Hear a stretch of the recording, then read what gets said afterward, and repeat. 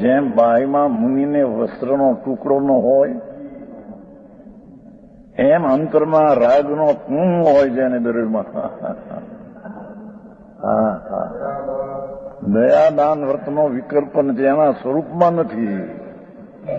એનું જે સ્વરૂપ ભગવાન આત્મા, એની જેને દ્રષ્ટિ થઈ છે, એનું જેને જ્ઞાન થયું છે, એનો જેને અનુભવ થયો છે, તે અનુભવના જ્ઞાનમાં વિતરાગી પર્યાયમાં જોગને રાગનું કોઈ કરતા નથી તો પરનો કરતા તો પણ જોગને રાગ અને તે કાળે જે કાંઈ પરમાં થાય તે જ્ઞાનીના જ્ઞાનમાં એ નિમિત્ત કહેવામાં આવે, આમ નિમિત્ત કહેવામાં આવે, આમ નિમિત્ત નહીં.